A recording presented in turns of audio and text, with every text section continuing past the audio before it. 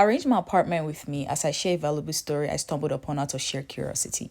I was scrolling mindlessly on Instagram when I came across this video by Ibukun Awoshika, a Nigerian businesswoman and author who gave this great advice that being underestimated should be your secret weapon. But where the disaster really lies is if you underestimate yourself. Sometime in the spring, I was just bored in my room, missing home and staring at my country's flag, and a thought popped in my head.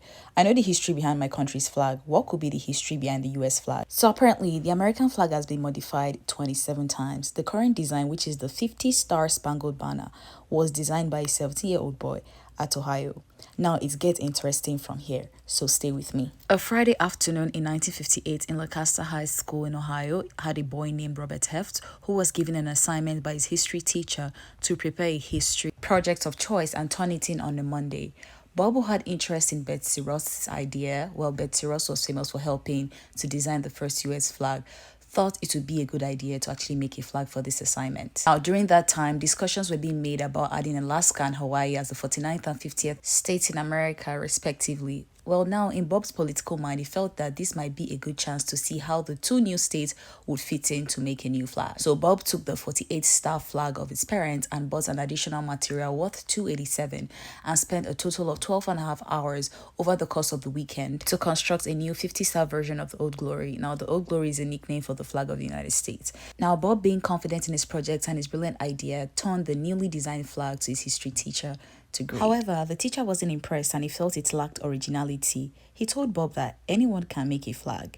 Eventually, it was graded a B-, and Bob felt so sad because the grade did not match his effort. In a bid to make things fair, Bob's history teacher challenged him to have his flag submitted to the Congress, and if it gets accepted as the newly designed flag, he would consider changing his grade.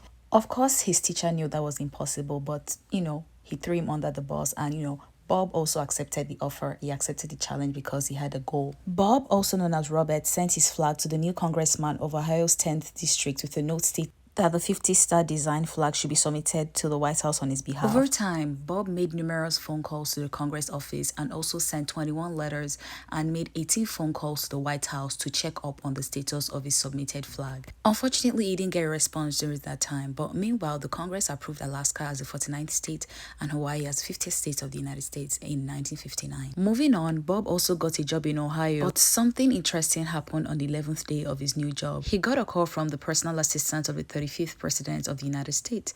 Bob was shocked as the next person that took over the phone was President Eisenhower, the 35th President of the United States, who asked about his availability to the White House July 4, 1960, to watch his 50-star flag raised